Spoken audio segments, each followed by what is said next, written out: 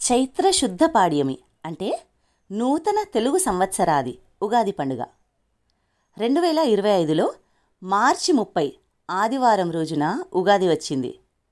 ప్రస్తుతం మనం 2024లో వచ్చినటువంటి క్రోధినామ సంవత్సరంలో ఉన్నాం. 2025లో మార్చి 30 నుంచి విశ్వావసునామ సంవత్సరంలో అడుగుపెట్టబోతున్నాం. గతంలో విశ్వావసునామ సంవత్సరం 1965-1966లో వచ్చింది.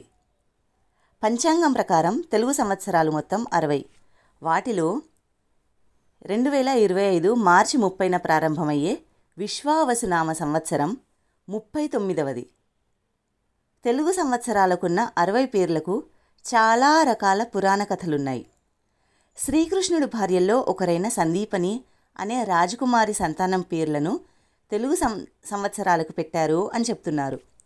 మరో కథనం ప్రకారం ఏంటంటే దక్ష ప్రజాపతి కుమార్తెల పేర్లు ఇవి అని, ఇంకో కథనం ప్రకారం నారదుడి సంతానం పేర్లు కూడా ఇవే అని పురాణాల కథనం. బ్రహ్మకల్పం ప్రారంభమైన రోజు ప్రభవ. మొదటి ఋతువు వసంతం. మొదటి నెల చైత్రం. మొదటి తిథి పాడ్యమి. మొదటి వారం ఆదివారం. ఆ రోజే సృష్టి ప్రారంభమైంది. చైత్రమాసం శుక్లపక్షంలో సూర్యోదయ వేళకు పాడ్యమి తిథి ఉన్న రోజునే ఉగాదిగా జరుపుకుంటారు. చాంద్రమానం ప్రకారం పురాణాల్లో ఉగా అంటే నక్షత్రగమనం. దీనినే ఉగాది అంటారు. బ్రహ్మపురాణంలో పగలు అంటే మన లెక్కల ప్రకారం 432 లక్షల సంవత్సరాలు, రాత్రి కూడా అంతే. అంటే బ్రహ్మదేవుడికి ఒక రోజు అంటే 864 లక్షల సంవత్సరాలు. అంటే 3,11,040 సంవత్సరాలు పూర్తి చేస్తే ఒక్కరోజు కింద లెక్క.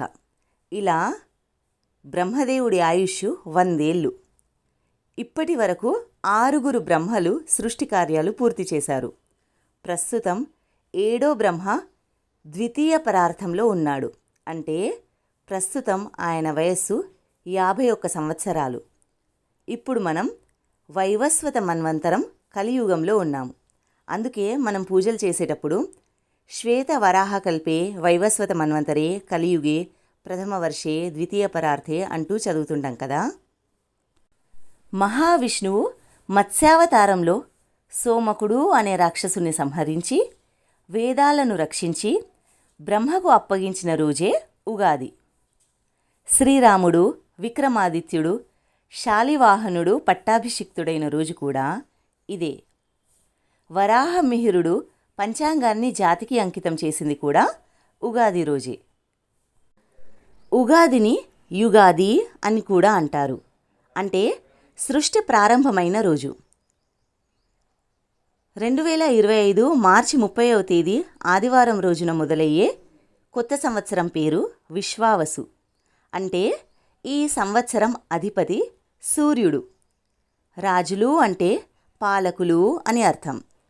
ఉగాది పండుగ రేవతి నక్షత్రంలో ప్రారంభమవుతుంది. అందువలన కొత్త ఏడాదిలో ప్రజలు సౌమ్యంగా ఉంటారు. ఈ నక్షత్రం వలన కలిగే శుభ ఫలితాలను మార్గశిర మాసంలో కనబడతాయి అని పండితులు చెప్తున్నారు. ఈ సంవత్సరం సంపద సమృద్ధిగా ఉండడంతో ప్రజల్లో ఆనందం, శాంతి ఉంటుంది. అయితే ఎవరైనా చేసే పనులకు సంబంధించి ఆయా ప్రయత్నాలలో బలం, సామర్థ్యం ఉంటుంది. విజయం సాధించాలి అంటే తెలివితేటలను ఉపయోగించాల్సిందే కదా.